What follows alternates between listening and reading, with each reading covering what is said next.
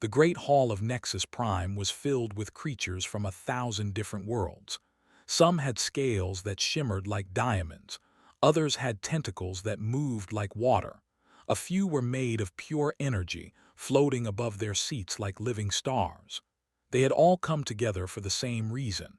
They wanted to laugh at the humans.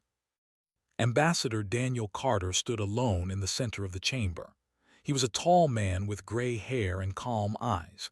He wore a simple black suit with a small Earth flag on his chest.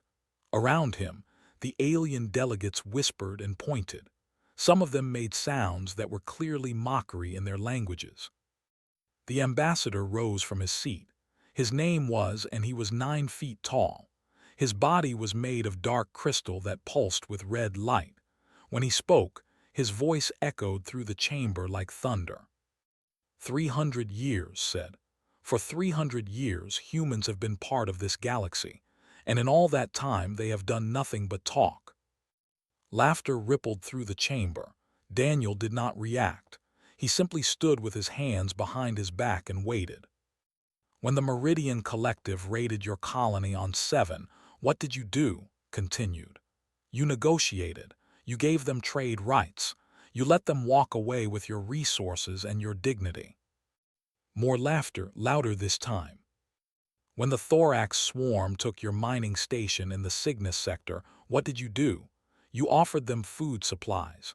You helped them find new breeding grounds. You treated your enemies like friends. Stepped closer to Daniel.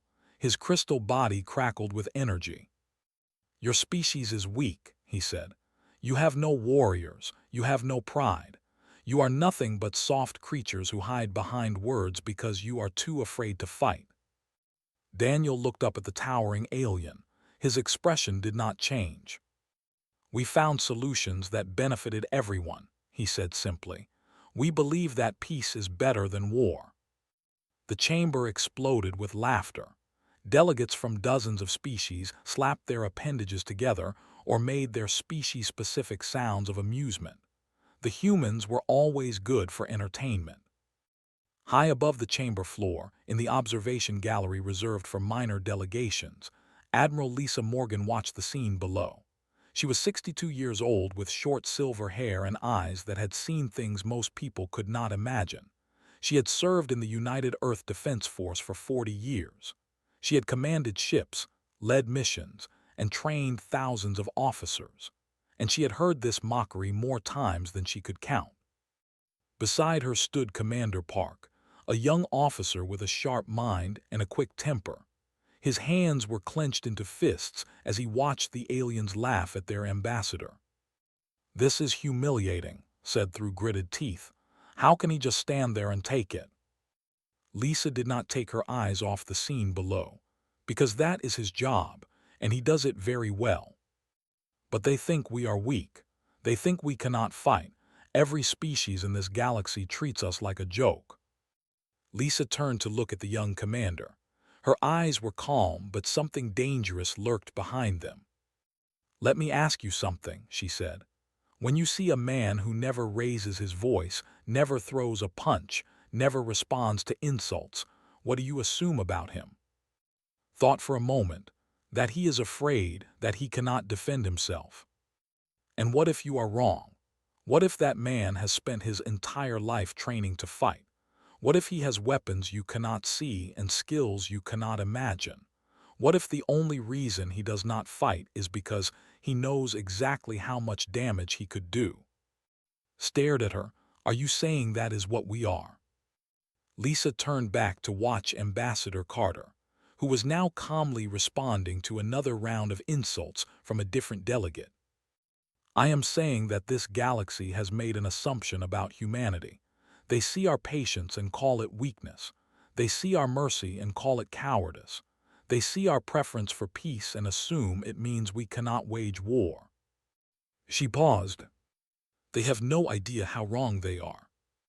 Down in the chamber, the session was coming to an end. The ambassador made one final statement, his crystal body glowing bright with contempt. The Galactic Council has tolerated humans long enough. You contribute nothing. You defend nothing. You are parasites who survive only because the real powers of this galaxy have not bothered to crush you. Perhaps that will change soon." It was a threat. Everyone in the chamber knew it. They had been pushing against human borders for decades. They had raided human ships, attacked human colonies, and killed human citizens. And every single time, humanity had responded with words instead of weapons. Daniel Carter looked at the ambassador for a long moment. Then he spoke in a voice that was quiet but somehow carried to every corner of the chamber. "The people of Earth want peace. We have always wanted peace. We will continue to seek peaceful solutions to every problem we face. But I want to make something very clear." He paused. "Our desire for peace should not be mistaken for an inability to wage war. We choose diplomacy because we believe it is right, not because we have no other options. And if the day ever comes when peaceful options are taken from us, the galaxy will learn exactly what humanity is capable of." For just a moment, something flickered across Crystalline's face. It might have been doubt, it might have been fear, but it was gone so quickly that no one could be sure they had seen it. Then the laughed again, and the moment passed. "Empty words from an empty species," said. "We will see how capable you are when the time comes." The session ended. The delegates filed out, still chuckling about the foolish humans. Daniel Carter walked back to join his delegation, his face as calm as ever. Lisa Morgan met him at the exit. They had known each other for 30 years. She had been a young captain when he was a junior diplomat. They had worked together on dozens of missions. "That was quite a speech at the end," she said. Daniel sighed. "It will not matter. They have already decided what we are. Nothing I say will change their minds." "No," Lisa agreed. "Words will not change their minds." They walked in silence for a moment. "How long do you think we have?" Daniel asked. "Before they do something that cannot be ignored. A year, maybe two. They are getting bolder. They think our patience is infinite." Daniel stopped walking. He looked at the old admiral with tired eyes. "And when that day comes?" Lisa's expression did not change, but her voice was cold as space itself. "Then the galaxy will finally learn the truth about humanity, and God help them when they do." They continued walking, two humans in a galaxy that thought it understood them. Behind them, the great hall of Nexus Prime emptied out, filled with species who had conquered worlds and destroyed civilizations. None of them had any idea what was coming. The colony ship was called Horizon's Dream. It was not a warship. It had no weapons, no armor, no military purpose of any kind. It was simply a vessel designed to carry people from one world to another. On this journey it carried 12,000 human souls. There were families with young children. There were elderly couples seeking a quiet retirement on a frontier world. There were scientists, teachers, farmers, and dreamers. They were all heading to a new colony called New Montana, where they hoped to build better lives. They never arrived.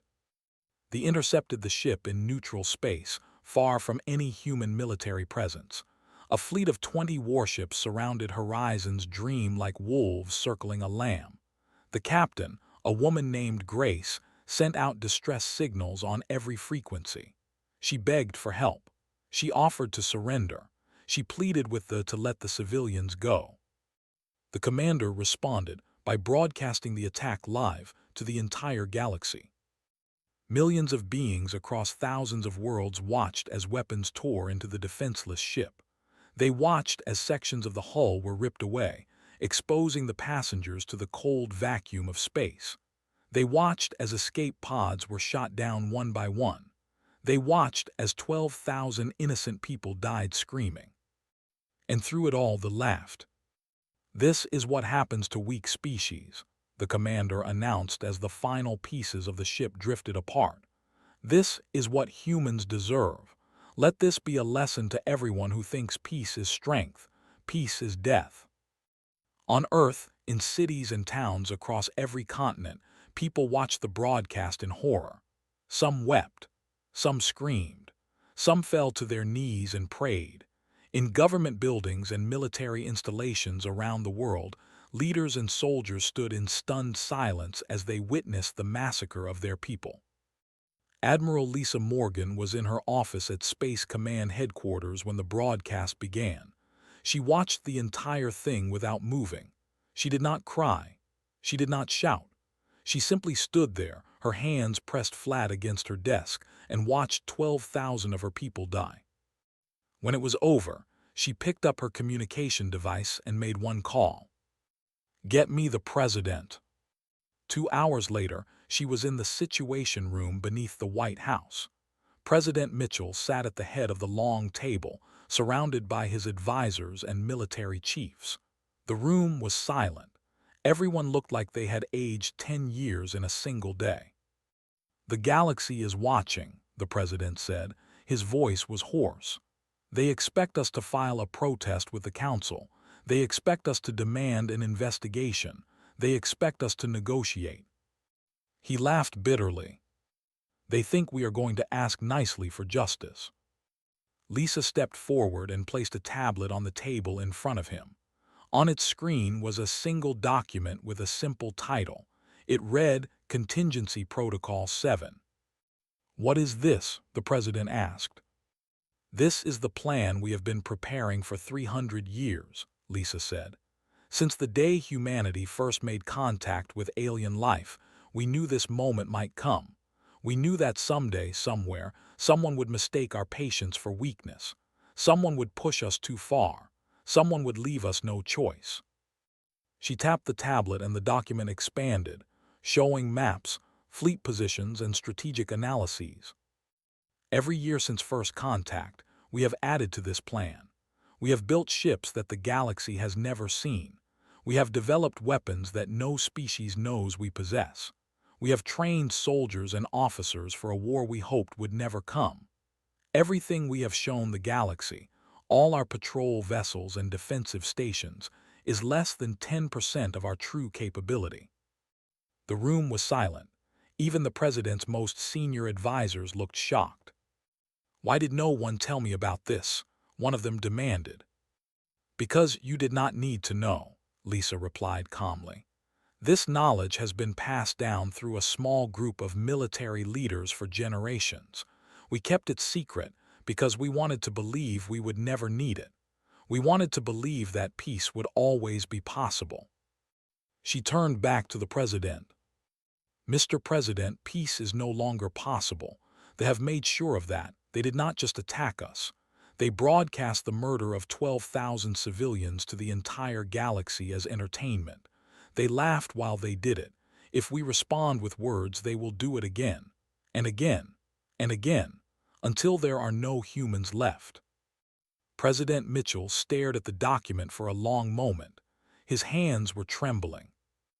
"If we do this," he said slowly, "if we show the galaxy what we have been hiding, there is no going back. They will never see us the same way again." "No," Lisa agreed, "they will not." "And the war, how long will it last? How many will die?" Lisa met his eyes. "If we execute this plan correctly, the war will be short. We have spent 3 centuries preparing to end conflicts quickly and decisively. We have no desire to rule the galaxy or destroy the civilization. We simply want to make sure that nothing like Horizon's dream ever happens again." The president was quiet for a very long time.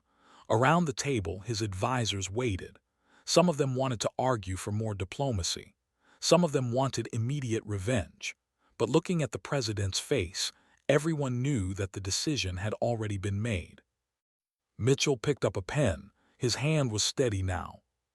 "For 300 years," he said quietly, "we showed the galaxy our best nature. We were kind. We were patient. We were merciful, and they repaid us by slaughtering our children in the void." He signed the document with a single stroke. "God forgive us for what we are about to do, but I will not let humanity's kindness be its grave." Within hours, orders went out to military installations across human space. Ships that had never left their hidden bases began powering up their engines. Soldiers who had trained their entire lives for a war they thought might never come put on their armor and check their weapons. Commanders opened sealed orders and read them for the first time. On 100 different worlds, humanity prepared for war. And somewhere in the void, floating among the debris of Horizon's dream, 12,000 souls waited for justice. It was coming. They were proud of their military. They had the largest fleet in the known galaxy, with 18,000 warships spread across their vast empire. Each ship was a masterpiece of destruction, armed with plasma cannons that could melt through any armor and shields that could withstand nuclear explosions. Their warriors were raised from birth to fight and die in service to the Dominion. They had conquered 100 civilizations and never lost a single war. When they received word that a human fleet was gathering in the Arcturus system, they laughed. Commander led a strike force of 300 ships to deal with the problem. 300 ships was overkill for humans. Everyone knew that. The humans had maybe 50 patrol vessels in the entire sector, and those were barely armed. This would not be a battle. It would be a slaughter, just like Horizon's dream. Broadcast a message to his fleet as they approached Arcturus. Today we teach the humans their final lesson. Today we show them what real warriors look like. Make it quick and make it painful. I want this over before my evening meal. His crew laughed and prepared their weapons.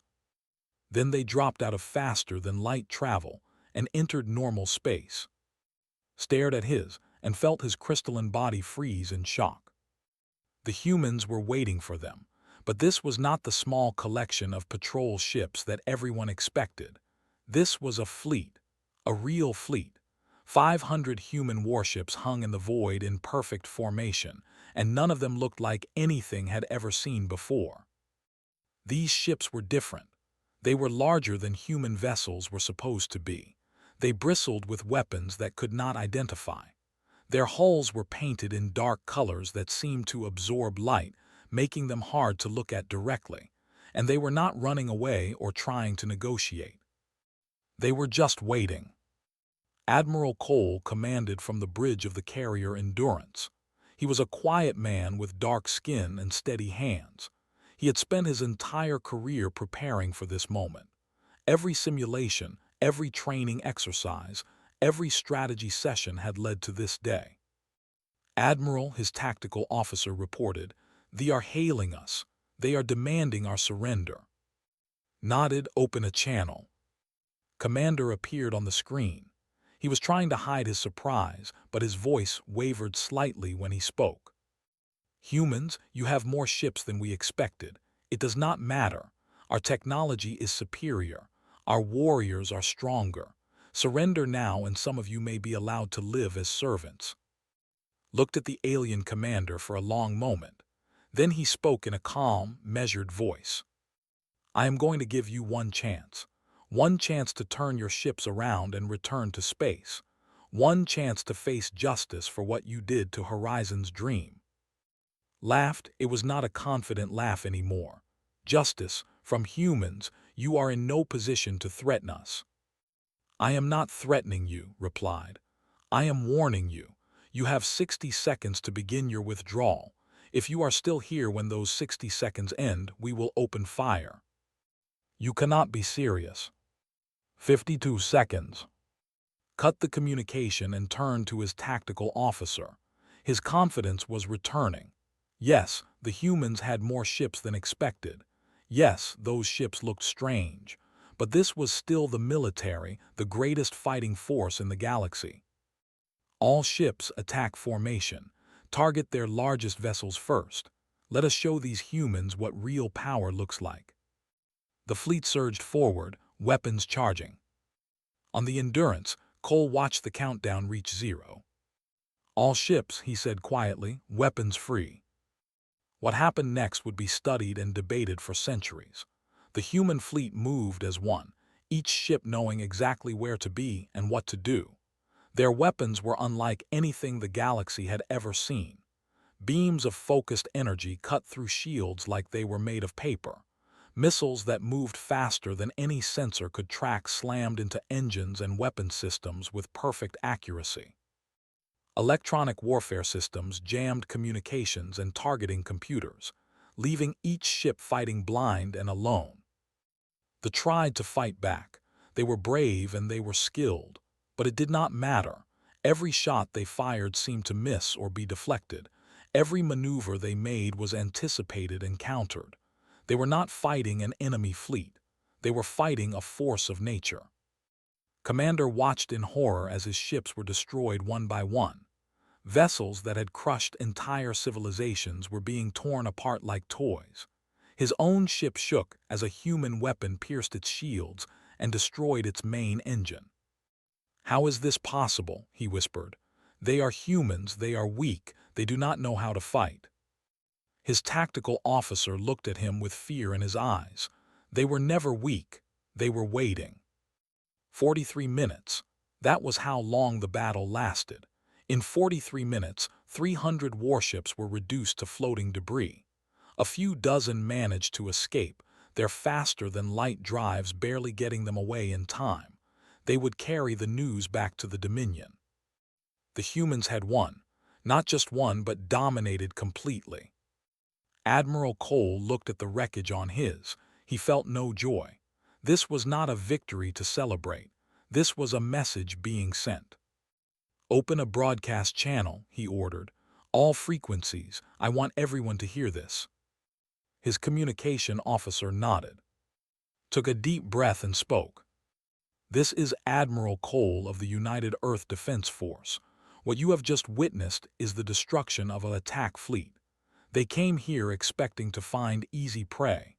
They found something else entirely." He paused. "For 300 years, humanity has sought peace.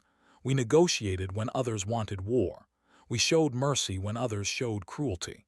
We were patient because we believed that patience was strength. But our patience has a limit. The massacre of 12,000 innocent civilians on Horizon's Dream crossed that limit." His voice hardened. "To the Dominion, I say this. You have awakened something you do not understand. We are coming for you. Not for revenge, but for justice. Not to destroy your people, but to ensure that you can never harm ours again. Surrender now and you will be treated with the mercy you are civilians. Resist and you will learn what humans are truly capable of." He ended the broadcast. Across the galaxy, beings of every species watched and listened. The humans they had mocked for centuries had just destroyed 300 warships in less than an hour. The weak, peaceful, foolish humans had weapons and ships that no one had ever seen before. And suddenly, no one was laughing anymore. The Galactic Council had never assembled so quickly. Within 2 days of the battle at Arcturus, representatives from every major species had gathered on Nexus Prime. The great hall that had once been filled with laughter at human expense was now silent with fear. Ambassador Daniel Carter walked into the chamber alone. He wore the same simple black suit he always wore. His expression was calm, just as it had always been. But something was different now. The delegates who had once mocked him could not meet his eyes. The delegate was the first to speak. He was a massive creature covered in thick brown fur, with claws that could tear through metal. His species had built their empire through violence, and they respected only strength. "You lied to us," he growled. "For 300 years you pretended to be weak. You made us think you were harmless. This was deception on a scale we have never seen." Daniel did not flinch. "We did not lie, we simply chose not to show you everything." "That is the same thing," another delegate shouted. This one was from the Meridian Collective, a hive mind species that had once raided human colonies. "You let us believe you were prey. You let us treat you as inferiors. And all that time you were building weapons in secret." "Yes," Daniel said simply, "we were." The chamber erupted in angry voices. Delegates accused humans of treachery, manipulation, and conspiracy. Some demanded that the Council take action against Earth. Others called for humanity to be expelled from the galactic community. Daniel waited until the noise died down. Then he stepped forward and activated the holographic projector built into the floor. "I think it is time you understood what you are dealing with," he said. A map of human space appeared above his head. The delegates knew this map well. It showed Earth, the human colonies, and the modest defensive stations that protected them. Then the map expanded. Hidden military bases appeared, scattered throughout human territory and beyond. Shipyards that no one had ever detected, training facilities on moons and asteroids, supply depots hidden in asteroid fields. The small cluster of human space suddenly looked very different. "This is what we have been building for 300 years, Daniel said. "Every year since first contact, we have added to our capabilities. We have developed technologies that we have never revealed. We have trained soldiers who have never seen combat. We have prepared for a war we hoped would never come." He changed the display to show fleet positions. The delegates fell completely silent. "The 500 ships that fought at Arcturus were from our reserve fleet. Our main fleet is significantly larger." "How large?" the delegate asked. His voice was barely a whisper. "Large enough to challenge any power in this galaxy," Daniel replied. "Large enough to end the Dominion in a matter of weeks if we choose to. Large enough to make anyone think twice before attacking our people again." The ambassador rose from his seat. His crystalline body was dim, the light that usually pulsed through it reduced to a faint glow. He had watched his people's greatest fleet be destroyed in less than an hour. He had seen warriors who were supposed to be invincible die screaming in the void. "Why?" he asked, his voice cracked. "Why did you hide this? Why did you let us believe we were stronger?" Daniel turned to face him directly. "Because we did not want to fight you. We did not want to fight anyone. Humans have a long and painful history of violence. We have done terrible things to each other over the centuries. Wars, genocides, cruelties that would shock even the most brutal species in this chamber. When we finally reached the stars, we made a choice. We decided to be better." He walked closer to the section. "We chose peace because we knew what we were capable of. We knew the monster that lived inside us.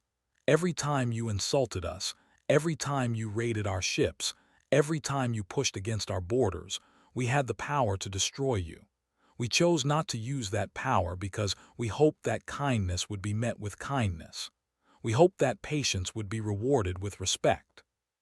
His voice grew colder. "We were wrong. You did not see our kindness as virtue. You saw it as weakness. You did not see our patience as wisdom. You saw it as cowardice. And when you murdered 12,000 innocent people and broadcast it to the galaxy as entertainment, you proved that our hope was misplaced." He returned to the center of the chamber. "So now you will see the other side of humanity. The side we have spent 3 centuries trying to suppress. The side that conquered our own world before we ever left it. The side that can look at an enemy and feel nothing but cold determination to see them broken." The delegate leaned forward. "What are you going to do?" "We are going to end this war," Daniel said. "Quickly and completely. We will destroy the military capability. We will dismantle their weapons and their warships. We will ensure that they can never threaten anyone again." "And then what?" another delegate asked. "Will you stop there, or will you turn on the rest of us?" Daniel looked around the chamber at the assembled delegates. These were the beings who had laughed at humanity for centuries. They had treated his people as fools and weaklings. They had made jokes about human naivety while their own empires were built on conquest and slavery. "That depends on you," he said. "We have no desire to rule this galaxy. We have no interest in conquering other species or taking their worlds. All we have ever wanted is to live in peace." He paused. "But understand this. Our patience is not infinite. Our mercy is not guaranteed. If anyone else decides to test us the way they did, they will receive the same response. We will not negotiate with those who murder our children. We will not show mercy to those who show none to us." The chamber was absolutely silent. For 300 years you asked what humanity was. You thought you knew the answer. Weak, foolish, prey, now you know the truth. He straightened his shoulders and looked at every delegate in turn. We are patient warriors. We choose peace until peace becomes impossible. And when peace fails, we do not fight to survive. We fight to win, completely and utterly and finally. He turned and walked toward the exit. They made their choice. Now the rest of you must make yours. Treat us with respect, and you will find no better friends in this galaxy. Treat us as prey, and you will discover why humanity learned to hide its true nature in the first place. He left the chamber without looking back. Behind him, the most powerful beings in the galaxy sat in stunned silence, finally understanding what they had been living alongside for 300 years. The human war lasted exactly 27 days. Military historians would spend centuries trying to understand how it was possible. The Dominion had ruled over 40 star systems. They had 18,000 warships and billions of soldiers. They had never been defeated in their entire history as a spacefaring species, and yet humanity had broken them in less than a month. The answer was simple. Humans had not come to fight a war, they had come to end one. Admiral Lisa Morgan commanded the assault on the core worlds. She led a fleet of 3,000 ships, each one carrying weapons that the galaxy had never imagined. But her orders were clear. This was not about destruction. This was about precision. Human fleets appeared at military installations with overwhelming force. They targeted weapons platforms and shipyards with surgical strikes. They disabled defensive systems without destroying the planets they protected. They accepted surrenders immediately and treated prisoners with dignity and respect. They were utterly and completely professional about the whole thing. They tried to fight back. Their commanders ordered suicide attacks and desperate last stands. Their warriors threw themselves at human ships with the courage of those who have nothing left to lose. And they died by the thousands, unable to even slow down the human advance. At the Battle of Prime, the largest fleet remaining tried to make a stand. 2,000 warships gathered to defend there. They believed that numbers would save them where technology had failed. Admiral Lisa Morgan looked at the enemy formation on her. 2,000 ships, millions of warriors, all of them ready to die for their world. Admiral, her tactical officer said, "They are hailing us. They say they will fight to the last ship." Lisa was quiet for a moment. Then she opened a channel to the enemy commander. "I am Admiral Lisa Morgan of the United Earth Defense Force. I know you are prepared to die today, but I am asking you not to." The commander appeared on screen. He was old, his crystalline body cracked and dim. He had probably been fighting wars before Lisa was born. "You have already won," he said. "Why do you ask us not to fight? Is this some kind of human trick?" "No trick," Lisa replied. "We did not come here to exterminate your species. We came here to end a war. If you surrender now, your warriors will live. Your people will survive. You will face justice for what was done to Horizon's dream, but you will face it in a court, not a graveyard." The old commander stared at her through the screen. "Why would you show us mercy after what we did to your people?" Lisa thought about the broadcast she had watched. 12,000 civilians dying in the void while they laughed. She thought about the children on that ship, the families, the dreams that had been snuffed out for entertainment. "Because mercy is what separates us from monsters," she said. "We could destroy you. Every ship, every planet, every last member of your species. We have that power. But power without restraint is just cruelty with better weapons." She paused. "We are not here for revenge. We are here to make sure this never happens again. If you can accept that, then your people have a future. If you cannot, then we will do what we must." The old commander was silent for a long time. Behind him, Lisa could see younger officers arguing. Some wanted to fight. Some wanted to live. The fate of their entire species hung on this moment. Finally, the old commander spoke. You are nothing like we thought you were." "No," Lisa agreed, "we are not."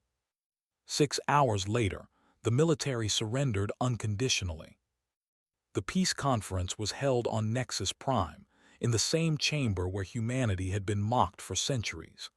Ambassador Daniel Carter sat at the head of the human delegation, surrounded by officers and diplomats from a dozen Earth nations.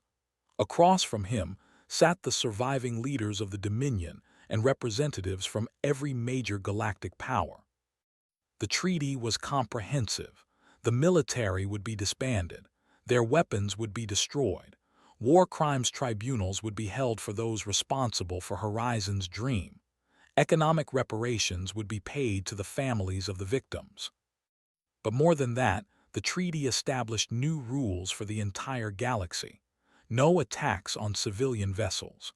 No weapons of mass destruction used against populated worlds. Clear consequences for those who violated the laws of war. After the signing, a young diplomat approached Daniel. He was barely more than a child by his species standards, his fur still soft and his claws not yet fully grown. "May I ask you something?" he said. Daniel nodded. "What made humans so patient? You had the power to dominate the galaxy from the beginning. You could have conquered us all. Why did you wait? Why did you let us think you were weak?" Daniel looked at the young alien for a long moment. Then he sighed. "Because we knew what we were capable of. We knew the darkness inside us. Every species thinks they understand violence, but humans have spent our entire history perfecting it. We have killed more of our own kind than most species have ever lost to outside enemies." He gestured at the chamber around them. "When we reached the stars, we had a choice. We could continue being what we had always been, conquerors, destroyers, monsters, or we could try to be something better." His voice softened. "We chose patience because we were afraid. Not of you, of ourselves. We were afraid that if we showed the galaxy what we could do, we would lose the better nature we were trying to build. So we hid our power and hoped that kindness would be enough." "But it was not enough," the young said. "No, it was not. And 12,000 people died because we believed in a galaxy that was not ready for peace." Daniel stood up and looked around the chamber. Delegates from 100 species were watching him. "But perhaps now you understand. We are not peaceful because we are weak. We are peaceful because we know what happens when we are not. The strongest warrior is not the one who fights the most. The strongest warrior is the one who knows when not to fight, and when he must, he ends it forever." He walked toward the exit, then stopped and turned back one final time. "The galaxy has finally seen what humanity is, patient warriors. We will always try kindness first. We will always seek peace before war. But if peace fails, if our people are threatened, if our children are murdered in the void, we will not hesitate." His eyes were hard as stone. "Remember that, because we will never give you a reason to forget." He walked out of the chamber and did not look back. The galaxy had finally understood. And they would never make the same mistake again.